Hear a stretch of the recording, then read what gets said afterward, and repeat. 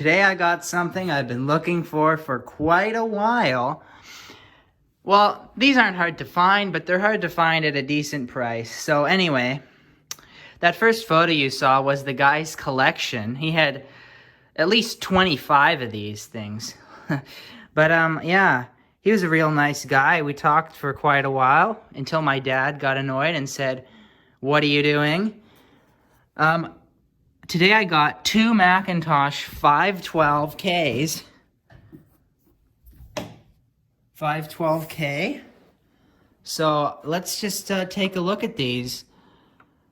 It says Macintosh 512K. This was the second version of the Macintosh. The first version is the 128K, but this is the second version, the 512K.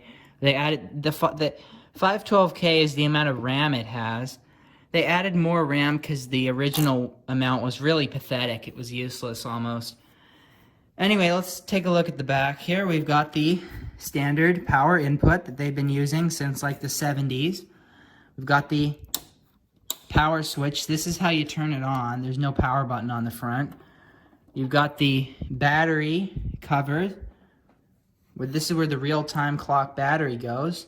And you'll see that this one's actually in good condition. There's only a little, very slight corrosion up there. All right.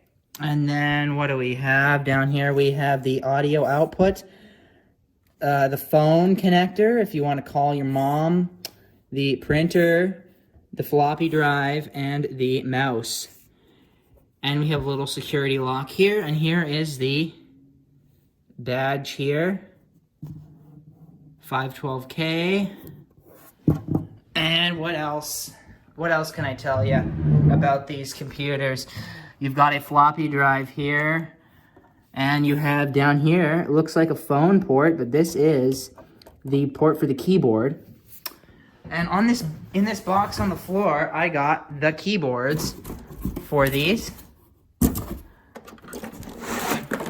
Two of them. They look like this.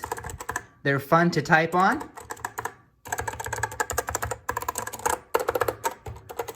What the heck is up with these arrow keys? Imagine trying to play a game on that. Holy hell. That's a fun thing to type on. Here you've got the phone cable. This looks exactly like a telephone handset cable, but you cannot plug this in. You cannot replace this cable with a phone cable or it will destroy the keyboard. And why is that? Well, that's because Apple wanted to fuck their customers over like they always do. They said, well, we're going to use a phone connector, right? Well, we'd better make it hard for them to replace the cable, like typical. But anyway, see, that plugs in right there. And then you get this stretchy, weirdo cable. I don't know why they made this a phone cable. And I've got another one of these here. This one is dirty. The guy had a whole big box of these. I don't know why I picked the dirty one. It's just the first one I grabbed. It's gonna need a lot of cleaning, but it is the same keyboard, just yellow and dirty. And we've got the cable for it.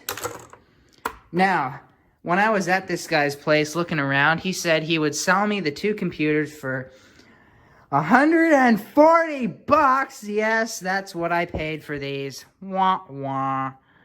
Yes, you might think it's a ripoff, but, well, if you ever look on Craigslist or eBay, you'll find that that's actually not the worst price ever, especially that it has the keyboards.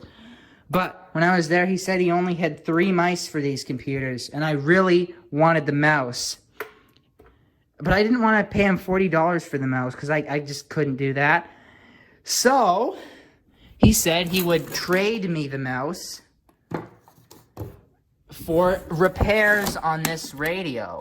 Let's see if I can get it out. Anyway, he said that if I got this radio going for him, I could have the rare Apple mouse. Ooh-hoo.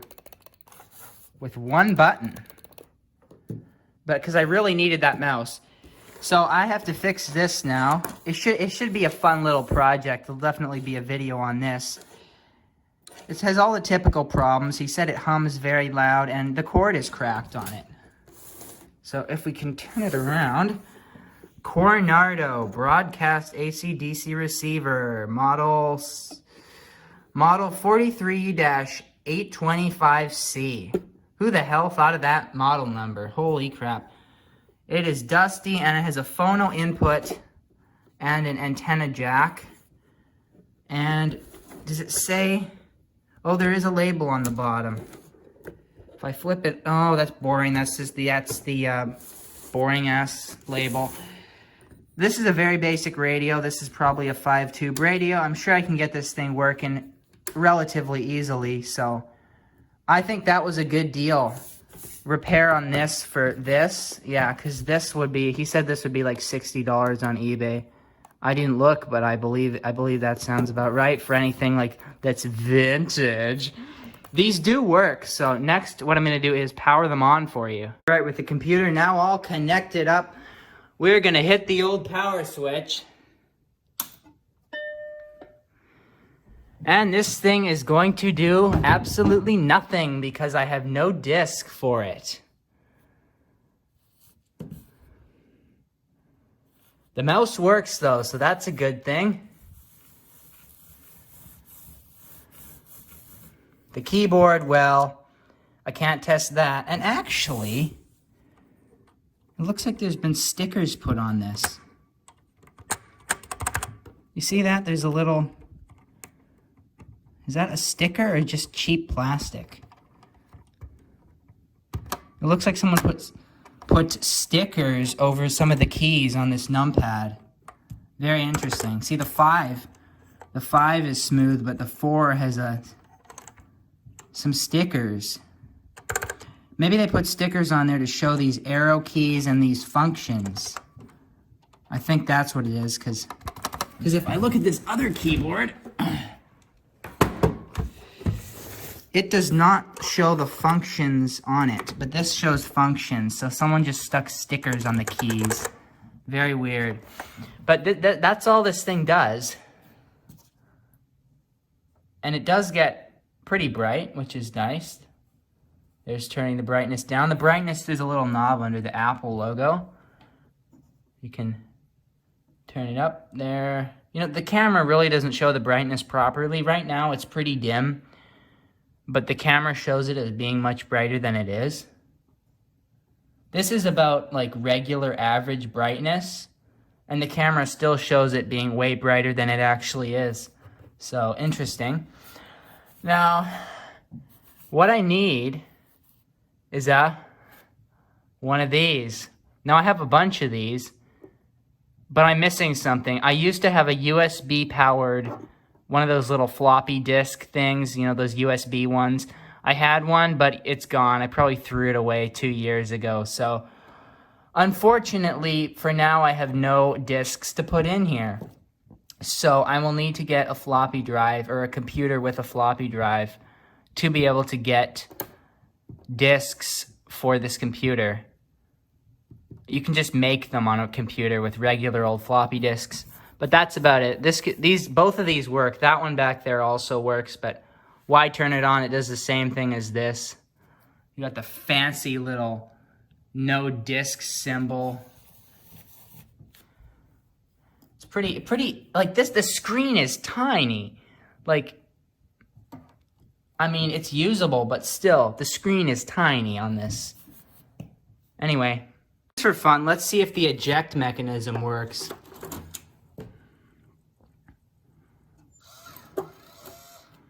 Yep, that's still good, because those have gears that brake. The eject mechanism has a gear that brakes in it. Anyway, enough of the computer for now. Let's take a look at this. Let's just power it up. There'll be a separate repair video on this, but let's just power it up to give you... Man, a lot of dust is falling out of it. Oof. Crusty. Let's just power it up to see what it actually does. You can see, I can't really see much in there. All right, let's give the radio a quick test. Turn that all the way. Put this on. Bring it up to 45 volts. I hope this power cord does not short out. Just look at this. Typical condition.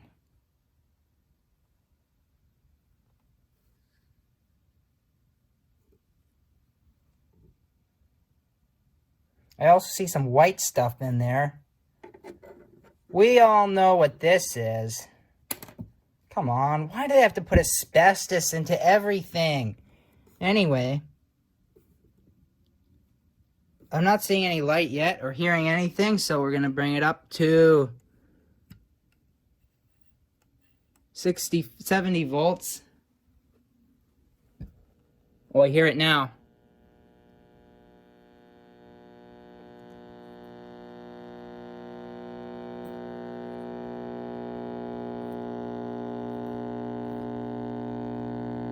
All right, well, come on, we gotta hear it do something. We'll turn it up more.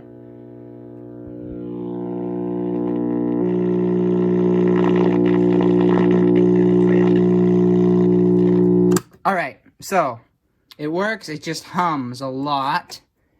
That should be an easy fix, but you know what? I'll see you next time.